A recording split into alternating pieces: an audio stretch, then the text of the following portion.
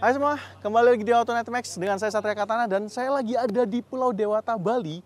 Lagi-lagi kita akan nyobain mobilnya Honda dan mobil yang kita coba kali ini adalah sebuah Honda CR-V. Bukan CR-V biasa tapi di all new Honda CR-V e-HEV RS. Seperti apa drivingnya? Ikutin terus video ini.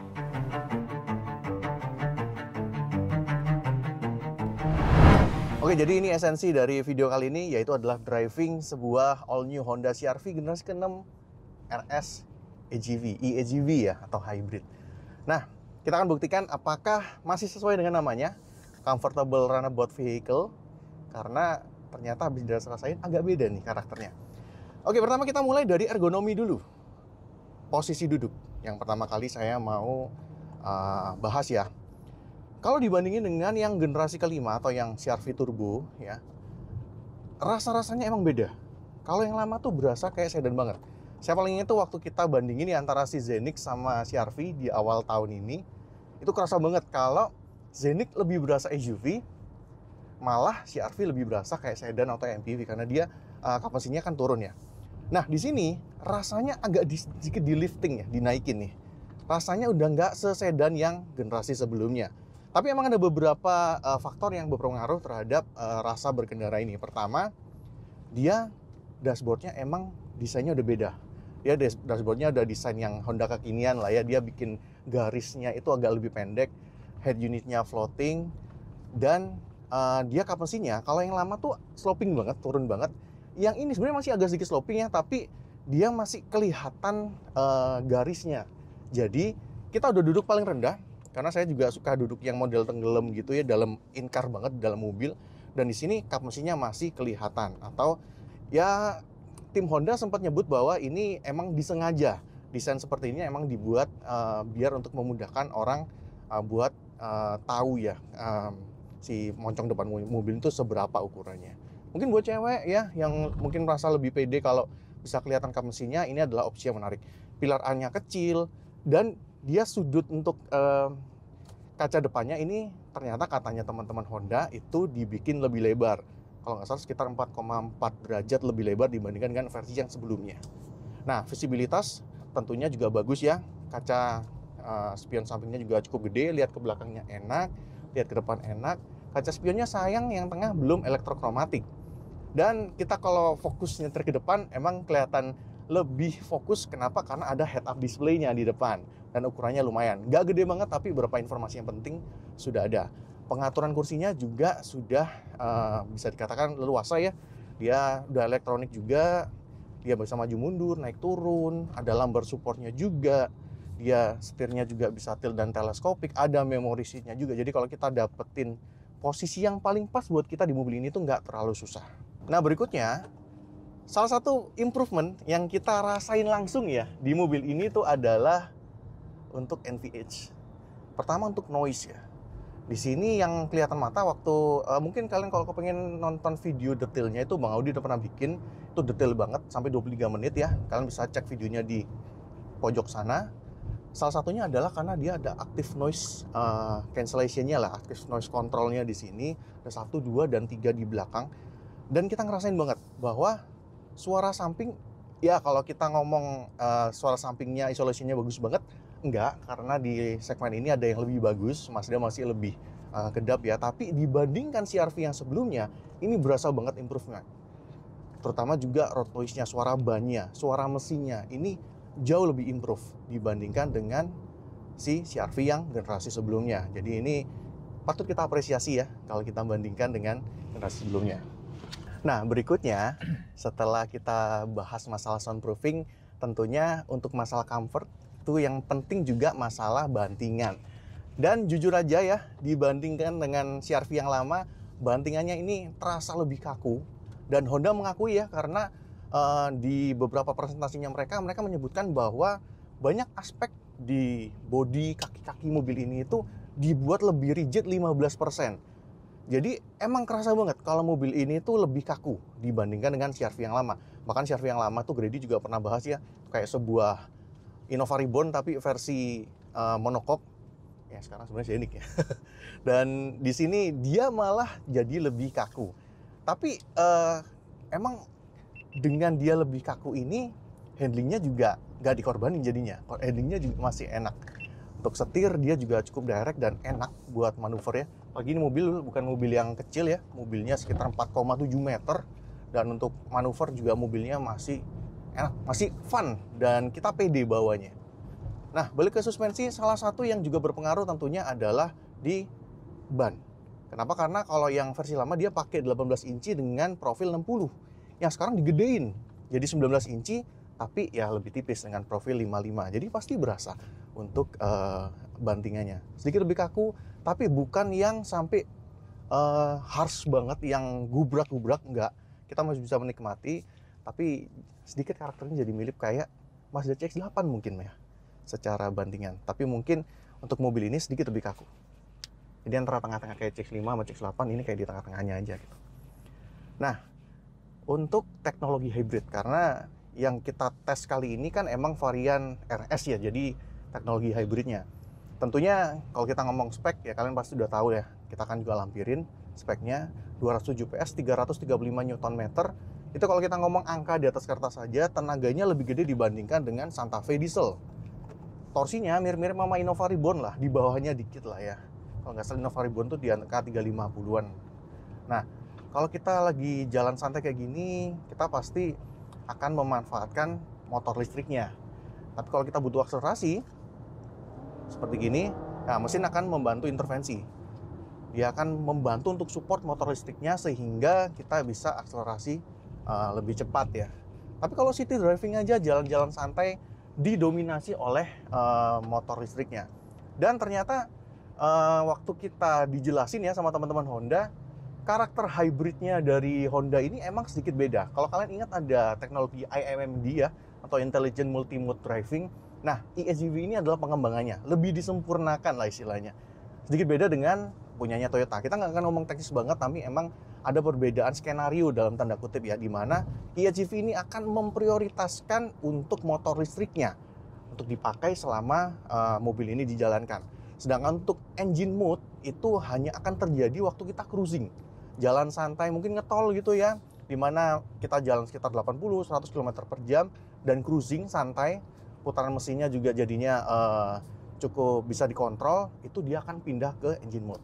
Sedangkan waktu kita crawling pelan-pelan di tengah kota pakai EV mode, kalau butuh akselerasi dia akan hybrid mode. Nah, untuk baterainya dia emang beda ya, posisinya dia ada dikasih di belakang, di bagasi, beda sama Zenix yang ditaruh di bagian depan. Dan itu juga menurut Honda akan memberikan perubahan yang signifikan atau perbandingan yang signifikan dengan masalah soundnya. Karena tentunya baterai ada fan ya, dan fan-nya itu ada di belakang, inletnya ditaruh agak jauh, di bawahnya kursi penumpang belakang, jadi secara sound itu lebih minim dibandingkan kalau emang harus ditaruh di baris depan ya.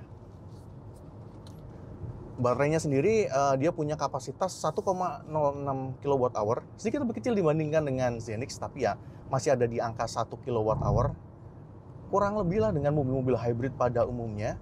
Dan kita bisa pakai EV mode dengan cukup enak ya, tanpa dedicated sebenarnya. Kalau di Toyota kan ada dedicated tombol ya EV mode, sedangkan di sini nggak ada. Tapi yang unik dia punya pedal, bukan pedal shift ya, pedal decelerator. Jadi kalau kita mau ngatur untuk regenerative brakingnya, tinggal diatur di pedalnya ini. Mau yang ngeloyor aja, yang default level 1, atau sampai yang level yang paling rem. Tapi nggak bisa one pedal ya. Ini harus dicatat karena dia cuma bilangnya adalah one pedal like driving, bukan one pedal driving. Kalau one pedal driving kayak Ioniq, kayak Nissan Kicks itu benar-benar sampai berhenti. Ini nggak, dia masih ngeloyor, dan rasa regenerative brakingnya ini ingetin kita sama Innova Zenix karena nggak regeneratif banget. Lebih ke arah natural mungkin ya, karena mungkin CR-V, Zenix itu konsumen-konsumennya mungkin menurut Honda gitu ya, orang-orang yang kebanyakan old fashion gitu ya, kepengen punya yang baru tapi mungkin belum tentu siap buat ngerasain perbedaan rasa berkendara atau habitnya sebuah kendaraan hybrid. Jadi dibikin seperti ini jadi rasanya tuh lebih natural. Nah mungkin tapi buat kalian yang FOMO banget ya, kepengen banget ngerasain gimana sih regenerative braking ya, kalian bisa turunin ke mode B. Jadi sama ya kayak Zenix juga dia ada mode B. Dan kalau kita lepas gas dan kita set paling bawah atau arah panahnya 4, dia berasa ngeremnya. Tapi balik lagi, nggak se-ngerem itu karena dia bukan one pedal driving, one pedal like driving. Nah, selain itu kalau kalian lagi jalan seperti ini, kalian kepengen agak sedikit agresif, ada mode sport, bisa gas. Dan kalau kalian mungkin suaranya dengar dan masuk ya, itu kayak ada suara artifisial tuh, kayak dibuat lebih keras suaranya, lebih rasanya lebih engaging gitu, orgasm gitu ya. Mungkin cocok buat kalian yang suka suara-suara kayak gini. Nah, itu kita di sport mode. Kita turunin aja ke normal mode aja. Beda suaranya. Jadi rasanya itu kalau kalian kepengin suara yang benar-benar memuaskan telinga kalian ya waktu di sport mode aja. Nah, terakhir kita juga akan bahas fitur. Karena gimana pun waktu ganti generasi otomatis sebuah mobil harusnya ada update fitur ya. Dan paling kerasa adalah waktu kita bahas Honda Sensing-nya. Dia ada update tambahan yaitu adalah Adaptive Driving Beam. Yang dibahas Bang Audi, lampunya bisa mati salah satu, bisa jadi low beam salah satu ya. Tapi kalau by default dia nyalain, dia akan jadi high beam kalau kosong. Begitu ada mobil lewat, berlawanan arah di sebelah kanan, yang sebelah kanan doang dia akan jadi low beam. Lucu ya, jadi bisa nyala salah satu, bisa kedip-kedip gitu ya. Dan untuk fitur yang lain, LCAS, RDM, CMBS, Adaptive Cruise Control, itu semuanya ada. Plus ditambahin dengan Honda Lane Watch, airbagnya jadi 8, ada panoramic sunroof, terus panel instrumennya juga full digital dan ukurannya gede. Tapi yang kanan kiri dia cuma panel bukan digital ya, dia kayak lampu gitu aja. Terus desainnya seperti yang kalian lihat ya, itu kayak Civic, ada AC dual zone. Head unitnya dia tentunya sudah OEM look ya, dan masih ada tombol-tombol fisik yang mana itu bagus. Jadi kita nggak akan ngeraba-ngeraba banget ya. Walaupun sebenarnya kalau lagi driving juga dia touchscreen-nya masih bisa nyala juga ya. Dan ada wireless charger yang sayangnya Android Auto-nya belum wireless. Electronic parking brake dan juga brake hold-nya tentunya ada standar. Dan untuk charging selain ada wireless charging, dia juga sudah ada charging yang sudah pakai Type-C. Jadi kalau kalian pakai Apple yang generasi terbaru, chargernya udah nggak perlu beli lagi yang Type A. Dan kalau kalian suka mobil yang audionya bagus, ini audionya bagus. Dia udah pakai audio premium dari Bose. Terus di belakang juga pintunya dia udah power tailgate. Dan juga kalau kalian suka ke gunung-gunung ya, suka healing, mungkin ngadepin turunan-turunan, dia sudah dilengkapi juga dengan hill descent control. Jadi feature wise dibandingkan dengan generasi yang sebelumnya, dia sudah improve. Bagus ya. Oke, sekarang gantian saya ada di belakang. Ini Bro Adit, auto driver nyetir, gantian ya. Dan saya mau ngerasain duduk belakangnya gimana. Pertama, ini dia otomatis bisa recline ya. Nah, kayak ini paling rebahnya banget. Tapi ya jadi ngantuk ya kalau begitu. Kita agak tegakin dikit aja, senyamannya kita. Ini armrest kanan kiri, di tengah ini armrestnya gede, ada cup holdernya, enak. Dan kursi belakang ini juga masih bisa maju mundur ya. Ini paling mundurnya segini. Pertama kalau kita ngomong akomodasi, di sini ada kantong-kantong, terus dia ada AC juga yang bisa dibuka tutup blowernya. Adil ada kanan kiri, mungkin yang dianaktirin kalau ada yang duduk di tengah. Dan tunnel tengahnya juga nggak terlalu tinggi. Ada colokan Type-C, 2 biji di situ kita bisa colokin. Ini nggak usah rebutan kanan kiri, dan ada kantong-kantong seperti ini. Nah, di belakang juga kita ngerasain bahwa bantingannya lagi-lagi emang sedikit lebih kaku dibandingin dengan si RV yang lama. Tapi untuk akomodasi, untuk kelegaan, ini masih terbilang lega dan nyaman. Dan ada si panoramic sunroofnya. Plus lampu di belakang ini sudah elektrostatis, jadi tinggal di touch saja. Mantap. Oke, jadi kita udah ngerasain gimana rasanya nih SUV terbarunya dari Honda di Indonesia, di all new Honda CR-V RS Hybrid.